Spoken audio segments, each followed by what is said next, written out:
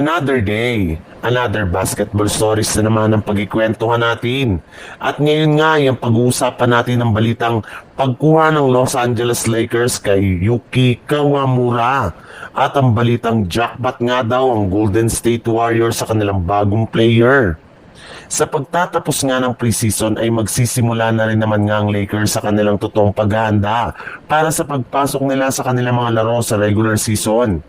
In fact, kailangan nga nila ditong i-waive ang karamihan sa kanilang mga manlalaro na pinapirma nila ng training camp contract lamang. Kailangan na rin naman nga nilang kumpletuhin ang kanilang official lineup sa kanilang gagamitin sa pag-uumpisa ng regular season, pero hindi pa rin nga naman huli ang lahat para sa Lakers na kumuha ng mga bagong manlalaro na maaari nilang ilagay sa kanilang lineup, since meron pa rin naman nga sila ditong bakanting pwesto na pwedeng paglagyan ng mga bagong kukunin nilang player. At isa nga sa mga naibalitang manlalaro na maaari nga daw kunin ng Lakers ngayon ay ang Asian superstar guard na si Yuki Kawamura, na ini-wave pa lang ng Chicago Bulls kahapon matapos na magtapos ang preseason. Pwedeng-pwede nga nila itong bigyan ng two-way contract, o kung hindi naman ay ilagay nila ito sa kanilang G-League team sa South Bay Lakers.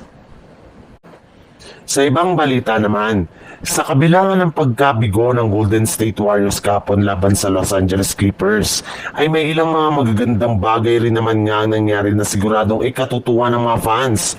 At isa nga dyan ay ang pagkakaroon ng magandang performance ng kanilang rookie na si Will Richard, na nakapagtala ng 13 points at 4 rebounds sa loob ng 27 minutes niya sa na playing time bilang kanilang starting shooting ngayong araw. Standout nga ito gamit ang kanyang mga ginawang 3-point at kakayanan nito na sumalaksak sa ilalim ng basket na masyadong ikinatuwa ngayon ni Stephen Curry.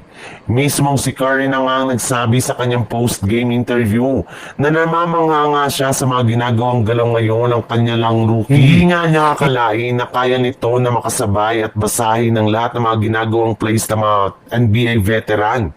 May ilang mga analyst na rin naman nga nagsabi na kung magpapatuloy na nga daw ang pag-improve ng performance ni Will Richard sa Warriors ay mukhang siya na nga ang kanya magiging bagong Jordan Poole.